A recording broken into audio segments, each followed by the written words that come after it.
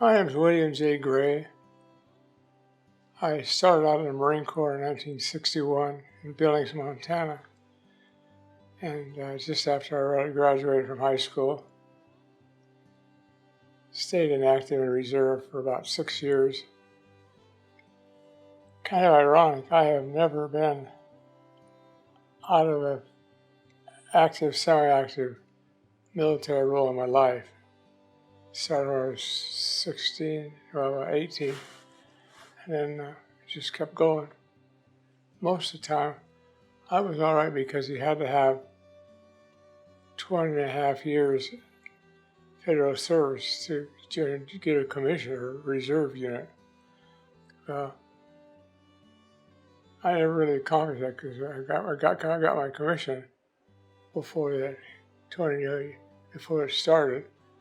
So I just stepped out in a different role. I worked for the California National Guard for a while, and Washington National Guard, and Active Reserve, pretty much all along my life. 2000, I gotta figure that out, 2017. So that was quite a career.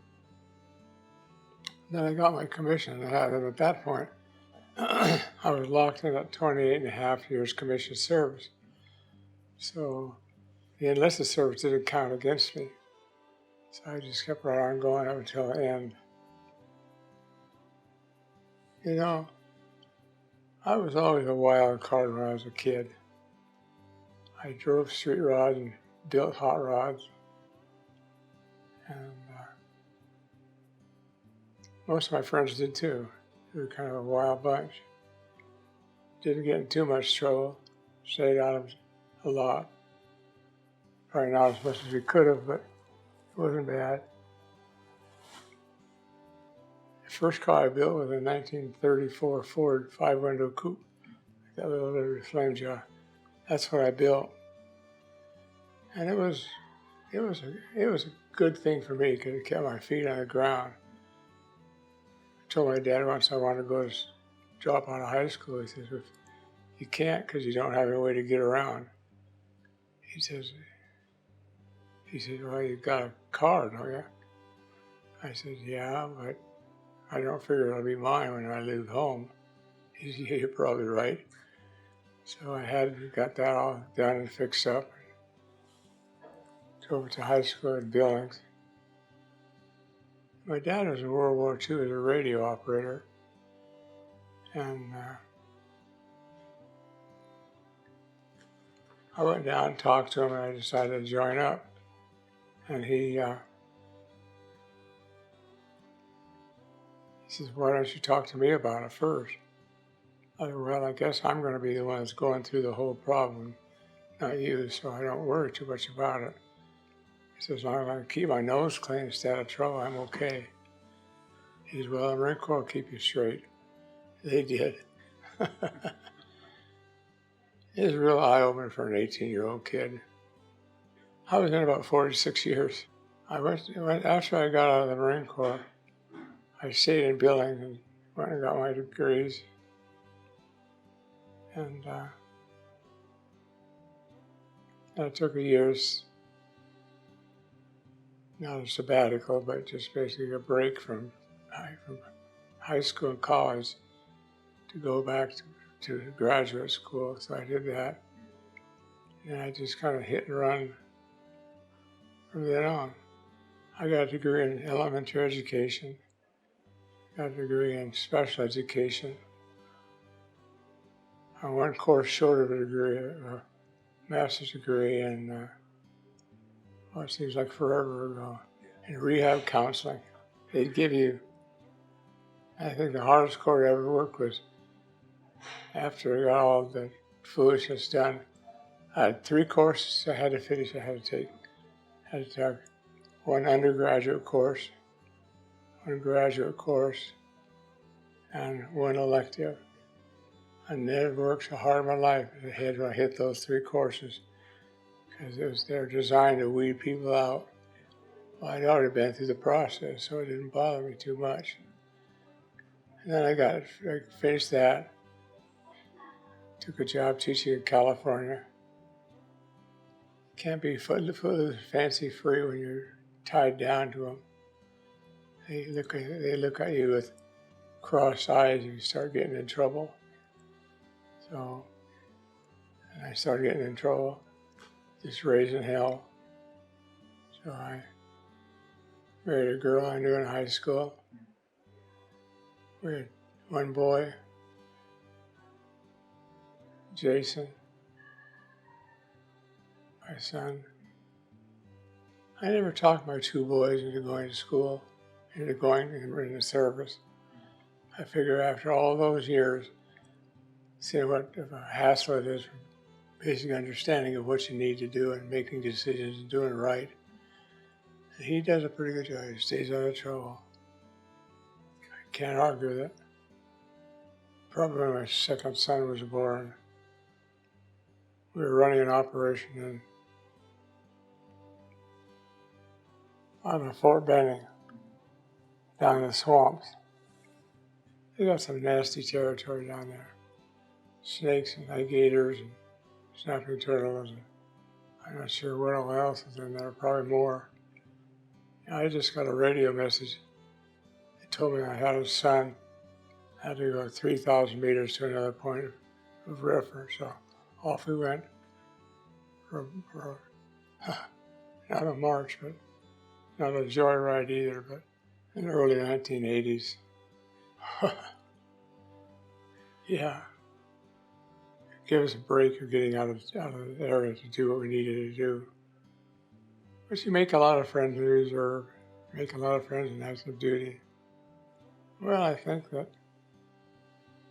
so far the country's done a good job, I guess, meeting my needs and going from there. But I had options to do a lot of different things. I spent a few years in Special Forces, a few years in different branch areas, different units. I think my dad would have been proud of me. I hope so. He was a radio operator and engineer in the Army Air Corps in World War II. I got my branch as an infantry officer. So the first job I got, I was back home to Montana and looked around to see what opportunities were there.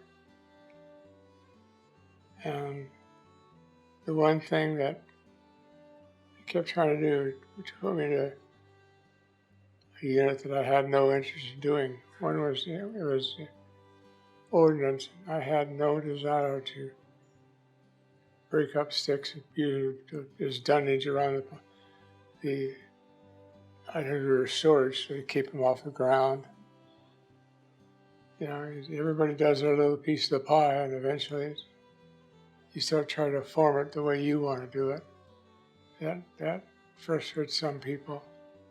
The Walla VA has done an outstanding job with providing quarters. This is my room. Not very big, doesn't have to be big.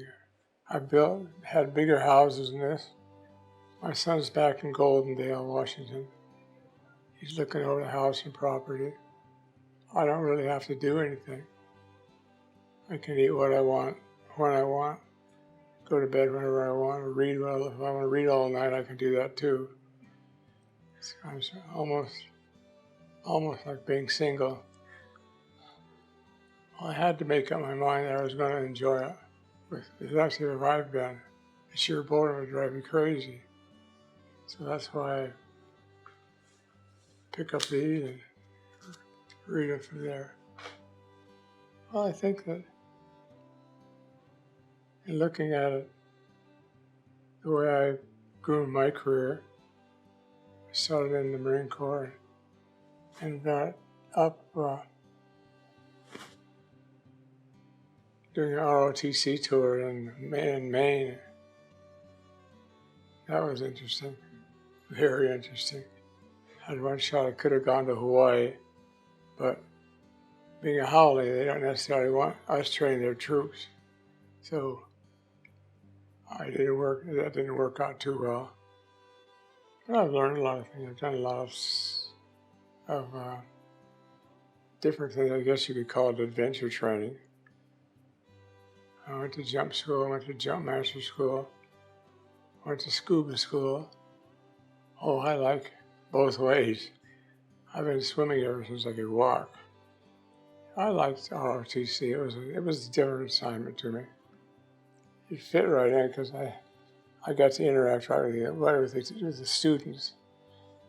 They were a different breed than high school students. They were serious about school.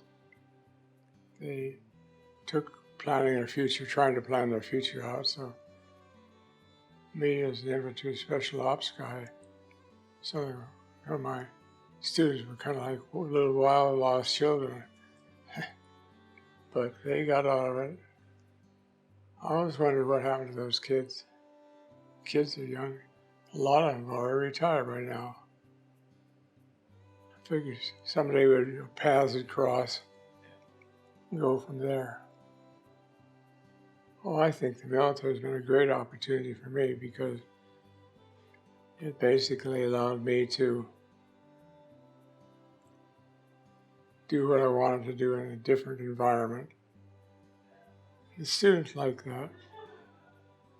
I think the military for me has been a good thing. You can get in trouble real fast if you're not careful in the military, just as if you can in today's civilian life.